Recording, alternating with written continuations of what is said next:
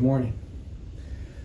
Jesus, when he was at the Last Supper with his disciples, instituted what Paul talked about in 1 Corinthians 11, what we call communion, or the Eucharist.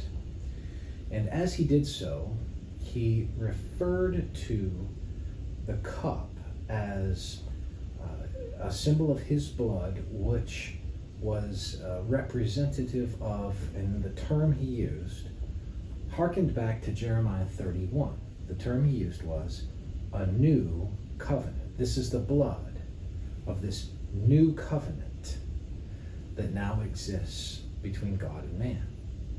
Well, Jeremiah 31 promised a new covenant, and in that new covenant were things like, now you'll know the Lord, meaning you'll have a relationship with the Lord. And that relationship will have a kind of freedom to it, it seems.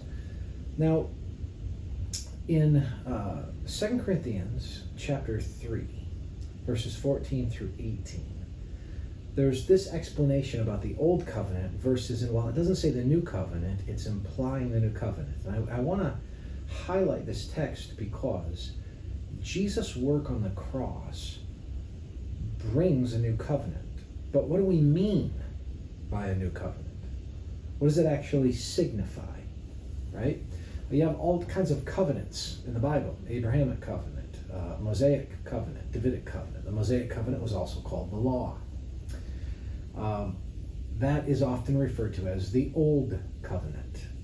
And that's certainly the case in Paul as he talks about it in 2 Corinthians 3.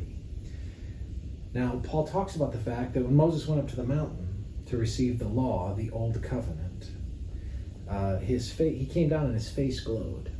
And that spoke of the glory of both his encounter with God and of the law itself. That thing had a certain glory to it, that dispensing of the will of God in the law.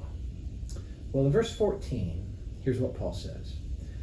But their minds were hardened, for to this day, when they read the old covenant, that same veil remains unlifted, because only through Christ is it taken away. That is, they read the law, and their minds are clouded. They think they have to quote a line from the Proverbs, it's do on do, rule on rule, right?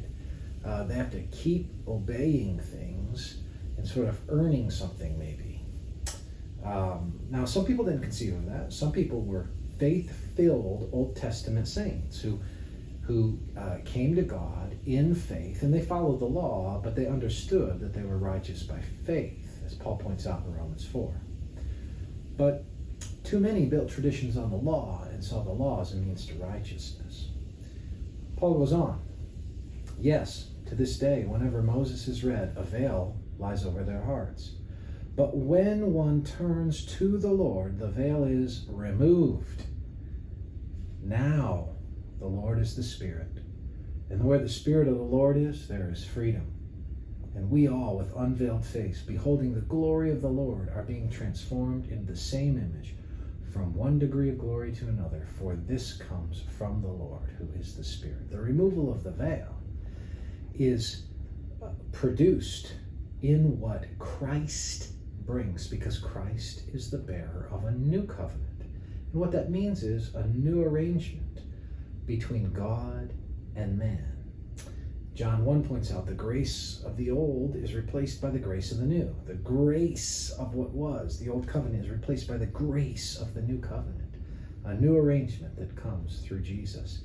And that gives freedom because it's rooted in grace and it's predicated upon the blood of Christ, the blood of the new covenant. Praise God for that. Remember that the next time you are celebrating communion or the